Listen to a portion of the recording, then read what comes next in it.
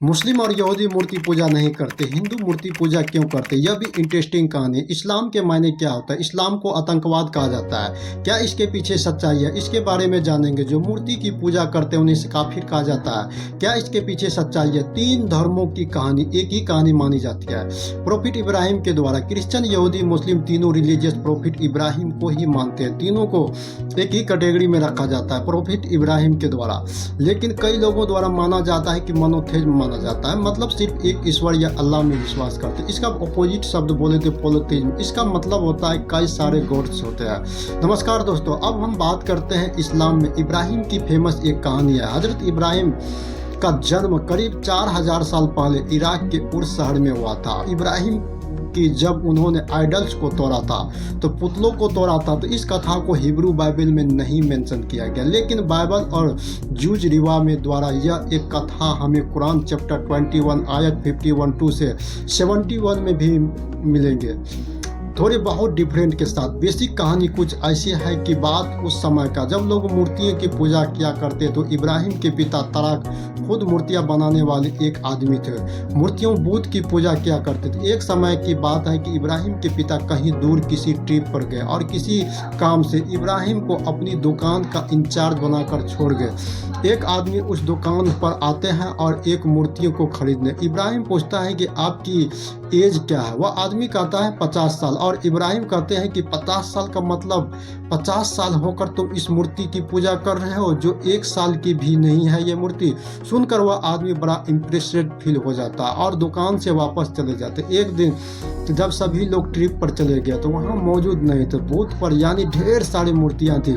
इब्राहिम एक डंडे उठाते और सारी मूर्तियों को तोड़ देते और फिर वह उस डंडे को ले जाकर सबसे बड़ी मूर्तियों के हाथ में रख देते हैं। जब लोग वापस लौटते हैं तो वह बड़े शौक हो जाते हैं। कोई कहता है कि यह तो अब्राहम ने किया होगा, क्योंकि वह हमेशा मूर्तियों के अगेंस्ट बोलता था। उससे पूछा जाता है कि यह क्यों किया था। इब्राहिम जवाब देते हैं कि यह सारी मूर्तियां एक्चुअली में एक दूसरे के साथ लड़ने लगे थे, और फिर जो सबसे बड़ी मूर्तियां थी उसने डंडे उठाया और सारी छोटी मूर्तियों को तोड़ दिया।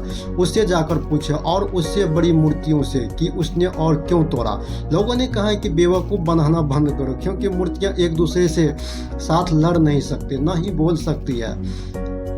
तो इब्राहिम का जवाब आता है कि तुम मूर्तियों की पूजा क्यों करते हो? और जब यह मूर्तियां न बोल सकती है न कुछ कर सकती है, तो न हमें इससे कोई फायदा हो सकता है, न तो हमें इससे कोई नुकसान होता है। वहाँ के सभी लोग क्रोधित हो जाते हैं। वहाँ के लोग बोलते हैं कि एक एक जलावन लेकर आओ। आग बहुत बड़े शोले तैयार किए जाते हैं, ऊपर से एक भी परिंदा चिड़िया गुजर नहीं सकते थे। इब्राहिम जाते हैं उस आग के अंदर और अल्लाह उन्हें बचा लेते हैं। वहाँ के सभी लोग देखकर हैरान हो जाते हैं।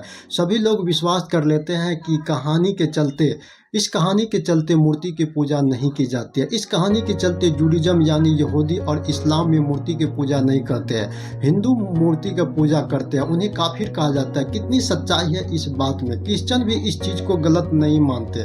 सारे हिंदू जो मूर्ति वगैरह की पूजा करते हैं उसे काफिर कहा जाता है। इसमें फैलाने वाले स्वास्तिक लोग जो किसी भी भगवान में या ईश्वर में विश्वास नहीं रखते, जो उन्हें जरूर काफिर कहा गया है। उन्हें मार देना चाहिए। ऐसी चीज दो ही लोग ही कर सकते हैं, साइकोपैथी, टेररिस्ट लोग, व्हाट्सएप पर प्रोपेगेंडा फैलाने वाले, वह लोग जो लोगों में डर बैठाना चाहते हैं, झूठा इल्जाम और इस्लाम और उसको सुनकर कुछ कंजर्वेटिव मुस्लिम, कुछ कंजर्वेटिव हिंदू भी होते हैं। क्योंकि हिंदू लोग मूर्ति की पूजा करते हैं, इसलिए मुसलमान के सामने हिंदू इस बात में अगर आप गहराई से देखो तो हिंदू लोग एक्चुअली में मूर्ति की पूजा नहीं करते, बल्कि ईश्वर की पूजा करते हैं। मूर्तियों थोड़ी वैसे ही जैसे कि आप अपने फादर या मदर को याद करते, फोटो को देखकर, फोटो के जरिए आप अपने पिता को याद कर रहे हो और उनकी प्यार जता रहे हो, और लेकिन उसका मतलब यह नहीं है कि आप एक्चुअली में पिता को बोलकर सिर्फ इस फिजिकली फोटो को ही प्यार जताने लग जाओ और याद करने लग जाओ। सिमिलरली हर हिंदू जानता है कि यहाँ मूर्तियों के जरिए ईश्वर की पूजा की जा रही है, एक्चुअली में इस फिजिकल मूर्ति की पूजा नहीं की जा रही है। और क्रिश्चियन भी इस चीज को गलत नहीं मानते। यही कारण है कि बड़े बड़े चर्च में आपको जी और मैरी की मूर्ति मिलेगी। उनके द्वारा इस चीज को साबित करने के लिए, जैसे कि दिखाए हिब्रू बाइबल की किताब 110 चैप्टर नंबर 20 में बस 4 और 5 यहाँ दिया गया है कि गॉड ने किसी भी दूसरे चीज की मूर्ति बनाने से मना किया है, उनके आगे झुकने से मना किया।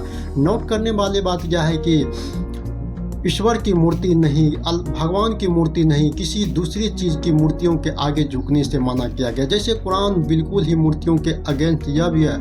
हम देखते हैं कि to not associate partner with the God, यानी अल्लाह के अलावा किसी किसी की इबादत मत करो। यही सिनेमेट कुरान चैप्टर 31 में आयत और 30 में दिखाता है कि केवल अल्लाह की इबादत करो। तो यही कहना है कि सारे मुस्लिम सारे नॉन मुस्लिम को काफिर मानते हैं। यह एक बहुत बड़ी गलत नोटेंशन है। जो नफरत फैलाने चाहते हैं उन लोगों के द्वारा ऐसी चीज़ फैलाई जाती है कि इस्लाम के मायने क्या होता है। इस्लाम शब्द का मतलब ये होता है सबमिशन बिफोर द गॉड, यानी अल्लाह के सामने जो झुकना।